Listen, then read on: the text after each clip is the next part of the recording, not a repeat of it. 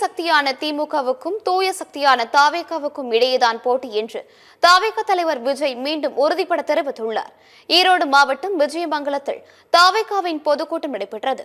இதில் ஏராளமான தொண்டர்களும் ரசிகர்களும் ஆர்வமுடன் கலந்து கொண்டு விஜய்க்கு உற்சாக வரவேற்பு அளித்தனர். பொதுக்கூட்டத்தில் பேசிய விஜய், தன்னை சுற்றி சூழ்ச்சி செய்பவர்களுக்கு தன்னுடன் உள்ள உறவுகள் குறித்து தெரியவில்லை என்றும், வள்ளுவர் கோட்டத்திற்கு காட்டும் அக்கறையை மக்களின் வாழ்வாதாரத்தில் காட்டுவதில்லை எனவும் குற்றம் சாட்டினார். உங்களுக்கு கொள்ளையடித்து வைத்துள்ள காசுதான் துணை, எனக்கு தன் மீது அனுப்பி வைத்துள்ள மக்கள் மாசுதான் துணை என்று கூறிய விஜய், கொள்ளையடிப்பவர்கள் தாவேகாவின் அரசியல் மற்றும் கொள்கை எதிரிகள் என குறிப்பிட்டார். எதிரிகள் யார் என்று சொல்லிவிட்டு களத்திற்கு வந்துள்ளோம், அவர்களை மட்டுமே எதிர்ப்போம் என்றும், தாவேகாவை எப்படி முடக்கலாம் என்பதே 24 மணி நேரமும் அவர்களின் யோசனையாக உள்ளது என சாடினார். நாங்கள் எந்த வாயிலேயே வடை சொல்வதற்கு டிஎம்கேவா, நாங்கள் டிவிகே என விஜய் சொல்லுரைத்த எம்ஜிஆர் ஜெயலலிதா சொன்னதை நானும் சொல்கிறேன். திமுக ஒரு தீய சக்தி என விமர்சித்தார். திமுகவும் மத்தியில் ஆளும் பாஜகவும் தன்னுடைய கேரக்டரை புரிந்து கொள்ள வேண்டும் என விஜய் கூறினார்.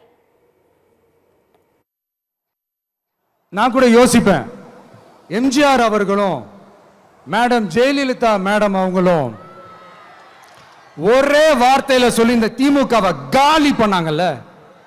நான் கூட யோசிப்பேன், ஏன் இவ்வளவு ஹார்ஷா பேசுறாங்க, ஏன் இவ்வளவு ஹார்ஷா அவங்கள திட்டுறாங்கன்னு யோசிச்சது உண்டு. இப்பதானே புரியுது. அவங்க ரெண்டு பேரும் சொன்னதை இப்ப நானும் ரிப்பீட் பண்றேன். திமுக ஒரு தீய சக்தி,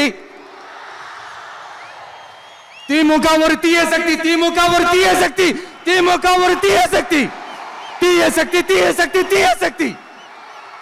நம்ம சிஎம் சார் அவர்கள் பேசும்போது சொன்னாங்க, என் கேரக்டரையே புரிஞ்சுக்க மாட்டேங்கிறேன். எதில் தான் சார் உங்க கேரக்டர் நாங்க புரிஞ்சுக்கிறது? ஆனா ஒண்ணு, தமிழ்நாட்டில் ஆட்சி செய்யற நீங்களும் சரி, ஒன்றியத்தில் ஆட்சி செய்யறவங்களும் சரி, நீங்க ரெண்டு பேரும் முதல்ல என்னோட கேரக்டரை புரிஞ்சுக்கணும் சார்.